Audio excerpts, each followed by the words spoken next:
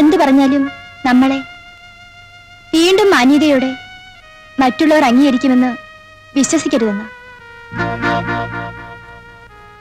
തൽക്കാല വികാരത്തിന് സ്നേഹം ഭാവിക്കുന്നവർ പോലും കുറെ കഴിയുമ്പോൾ തള്ളിപ്പറയുമെന്ന്. മറ്റുള്ളവർ പുച്ഛിക്കുന്നത് കാണുമ്പോൾ എത്ര സ്നേഹം ഉള്ളിലുണ്ടെങ്കിലും വേണ്ടപ്പെട്ടവർ നമ്മിൽ നിന്ന് അകന്നു പോകുമെന്ന്. മതി, എനിക്കൊന്നും കേൾക്കണ്ട. കുറച്ചുനേരം സ്വസ്ഥമായിരിക്കാൻ എന്നെ വിടൂ.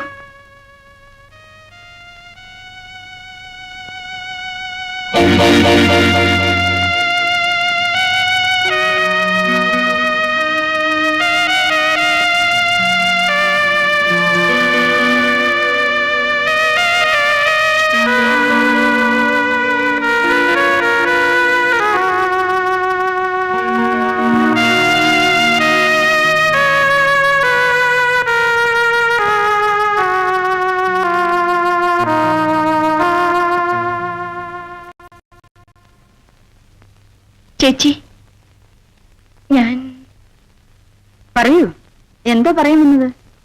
പെട്ടുപോയല്ലോ, അതുകൊണ്ട് പോകുന്നിടത്തോളം പോട്ടെ എന്നായിരുന്നു എന്റെ ഇതുവരെയുള്ള ചിന്ത. ഈ ജീവിതത്തിൽ നിന്ന് എത്രയും വേഗം ഒരു മോചനമുണ്ടാകുമെന്ന് ഞാൻ ആശിച്ചിരുന്നു. എന്റെ ആശയും സ്വപ്നങ്ങളും അസ്ഥാനത്താണെന്നും പാടില്ലാത്താണെന്നും എനിക്കിപ്പോ തോന്നുന്നു. നിനക്ക് നല്ല ബുദ്ധി വന്നു എന്നർത്ഥം. ഇനിമേൽ നിങ്ങൾ പറയുന്ന എന്തും ഞാൻ കേൾക്കാം, ഒരെതിർപ്പും കൂടാതെ. നിൽക്ക്, നീ നല്ല മനസ്സോടെ വരുമ്പോ നിനക്കും നല്ല കാര്യങ്ങൾ ഞാൻ ചെയ്തു തരണമല്ലോ. ഒരു വലിയ പണക്കാരനെ നിനക്ക് ഞാൻ പരിചയപ്പെടുത്തി തരാം. വലിയ അഫ്ഗാനി കോൺട്രാക്ടറാ. ഇവിടുത്തെ ചേട്ടന്റെ സ്വന്തം ആളാ. അദ്ദേഹത്തിന്റെ സഹായം കൊണ്ട് ചേട്ടൻ ഈ നിലയിലൊക്കെ എത്തിയത് തന്നെ. നിനക്ക് വളരെ ഗുണമുണ്ടാക്കുന്നൊരു ഏർപ്പാടാ. ഇന്നലെ ഞാൻ ചേട്ടനോട് പറയാം. നീ ഇത്ര സുന്ദരിയാണെന്ന് രാവിലെ പറഞ്ഞപ്പോൾ ഞാൻ വിശ്വസിച്ചില്ല. എന്താ വല്ലാതിരിക്കുന്നത്? ഏയ്, ഒന്നുമില്ല. ഇതാ കഴിക്കൂ. വേണ്ട. എന്താ ഇന്ന് വേണ്ടെന്നോ അതോ കഴിക്കില്ലെന്നോ? Hello, evening. ഇങ്ങനെയാണോ നേരത്തെ വരുന്നത്? ഞങ്ങൾ എത്ര നേരമായി കാത്തിരിക്കുന്നു. ആ, രാധയ്ക്ക് ഇദ്ദേഹത്തെ പരിചയമില്ലല്ലോ. ഏയ്, ഇവിടെ രഹസ്യത്തിന്റെ പ്രശ്നമൊന്നുമില്ല. രാധ നമ്മുടെ സ്വന്തമാ. ഇദ്ദേഹം എക്സൈസ് കമ്മീഷണർ മിസ്റ്റർ സുദേവൻ. ഇരിക്കൂ. ആ, രാധയുടെ കൈ കൊണ്ട് തന്നെ കമ്മീഷണർ അദ്ദേഹത്തിന് സ്മാൾ അഴിച്ചു കൊടുക്കും.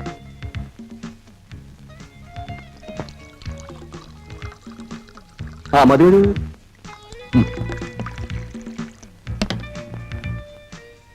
രാധയുടെ കൈ കൊണ്ടായിട്ട് സ്വീറ്റ് ആയിരിക്കും. അപ്പോഴേ ഇത് സ്വന്തം പ്രോഡക്റ്റ് അല്ലല്ലോ. ഹോട്ടൽ മുതലാളിമാരാരെങ്കിലും സ്വന്തം ഹോട്ടലിൽ നിന്ന് ഭക്ഷണം കഴിക്കൂ? അതുകൊണ്ടല്ല, മദ്യരായക്കന്മാരെ ഭയപ്പെടണമല്ലോ. എല്ലാവർക്കും സ്വന്തം ഡിസ്ട്രിക്റ്റ് ഉണ്ടെന്ന ജനസംസാരം.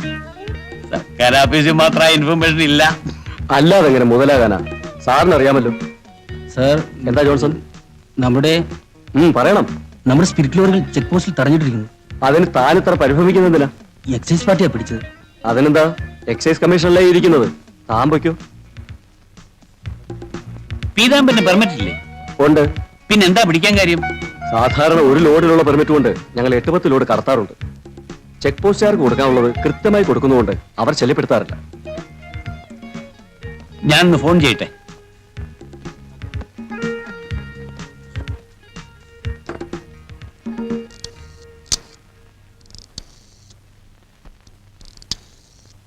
Hello, excise commissioner here. ആരുണ്ട് അവിടെ? സാനന്ദനോ? മിസ്റ്റർ സാനന്ദൻ? ആ, ഞാനാ. പിന്നെ നമ്മുടെ പീതാംബന്റെ സ്പിരിറ്റ് ലോറികൾ. അതെ, അതിന് പെർമിറ്റ് ഉള്ളതാ. അത് എത്രയും വേഗം റിലീസ് ചെയ്യണം. അതെ, പിന്നെ നേരം വെളുത്തിന് മുമ്പ് വേണം. പേപ്പേഴ്സ് ഒക്കെ അത് ശരിപ്പെടുത്തിക്കൊള്ളും. Okay. Thank you very much. രാധമയ്ക്കുള്ളത് മനസ്സിലായോ? എന്റെ പണവും അഭിമാനവും മാത്രമല്ല, എന്റെ ജീവനാണ് കമ്മീഷണറെ രക്ഷപ്പെട്ടത്. ഒരു ലോറി കടത്തുമ്പോ എത്ര രൂപയാ ലാഭം? ആ കണക്കൊക്കെ പിന്നെ പറയാം. തൽക്കാലം ഈ കണക്കൊന്നും തീർക്ക്. Of course I'll finish it. രാധമേ, ഇദ്ദേഹത്തെ തൃപ്തിപ്പെടുത്താതെ എന്റെ ബിസിനസ് നടക്കില്ല. എന്ന് വെച്ചാൽ തൃപ്തിപ്പെടുത്തേണ്ടത് രാധമയാണെന്ന് അർത്ഥം. അപ്പോ കോൺട്രാക്ടർ സാറിന് മദ്യവ്യാപാരവും സ്പിരിറ്റ് എടുത്ത് മാത്രമല്ല ബ്രോക്കർ പണിയുണ്ട് അല്ലേ? രാധയ്ക്ക് ഫലിതം പറയാനും അറിയാം. ആ ഇനി നിങ്ങൾ തമ്മിലായിരിക്കും. ഞാൻ രാവിലെ എത്താം. Okay, good night. സിയോ.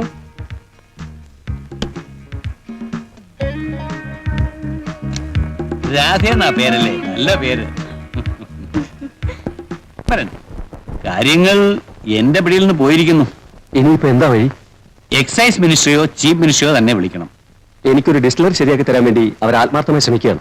അതിനിടയ്ക്ക് ഈ ചെറിയ കാര്യത്തിന് വേണ്ടി ബുദ്ധിമുട്ടിക്കണോ? ആ MLA മിസ് കുമാരനെ പിടിച്ചാ മതി. അയാളല്ലേ ലോക്കൽ നേതാവ്. കുമാരൻ മതിയോ? ആ കൊള്ളാം. ഭരണകക്ഷിയിലും പ്രതിപക്ഷത്തും ഒരുപോലെ പിടിപാടുള്ള ആളാ. എന്നാ ഞാൻ ജയിച്ചു. നമ്മുടെ സ്വന്തം ആളാ. ലോറി വിടിവെച്ച് കിട്ടിയാൽ ബാക്കി കാര്യം ഞാൻ ഏറ്റു. ഓക്കെ. നാട്ടുകാരുടെ കയ്യിൽ നിന്ന് ടാങ്കറുകൾ കടത്തി കിട്ടില്ലായിരുന്നെങ്കിൽ സംഗതിയാകെ കൊഴിഞ്ഞേനെ. ഇനി അവന്മാർ കിടന്ന് എത്ര ബഹളം വെച്ചാലും ഒരു ചുക്കും സംഭവിക്കാനില്ല.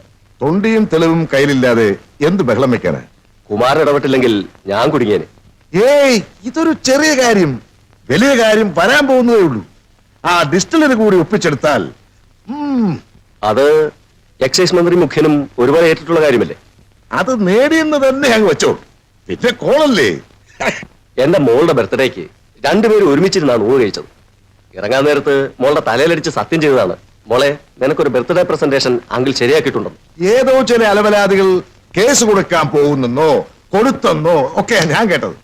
അതൊന്നും പുള്ളി വകവയ്ക്കില്ല. കാര്യം എന്തൊക്കെയാണെങ്കിലും വേണ്ടപ്പെട്ടവരെ വെറുപ്പിക്കാത്ത ഇത്ര നന്ദിയുള്ള ഒരു നേതാവിനെ വേറെ കാണാൻ പറ്റില്ല. അപ്പോ ഞാനൊന്ന് ഇറങ്ങട്ടെ. അങ്ങനെ അങ്ങ് ഇറങ്ങിയാലോ? സ്വല്പം ഒന്ന് ആഘോഷിക്കാതെയോ? വാ. പിന്നെ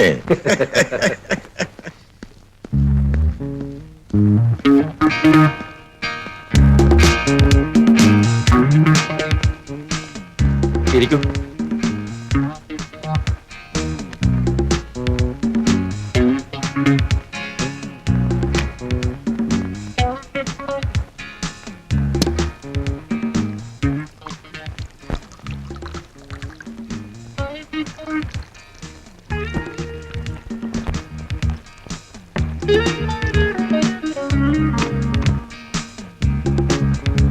ഇത് രാധ.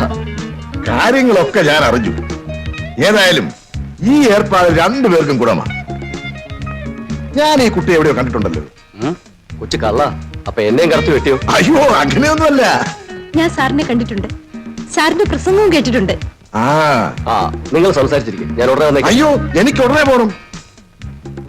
ഒന്ന് വിശ്രമിച്ചിട്ട് പിന്നെ പോകാമെന്നേ. രാധേ, ആ സൂട്ട് കേസിങ് എടുക്ക്. നമ്മുടെ വലിയാശാനെ ഇന്നേന് കണ്ട മറ്റേ കാര്യം ഒന്ന് ശരിയാക്കണം. അതിനു മുമ്പ് നമുക്ക് അങ്ങേരെ ഒന്ന് കസ്റ്റഡിയിൽ എടുക്കണ്ടേ? അതിവിടെ വേണ്ട.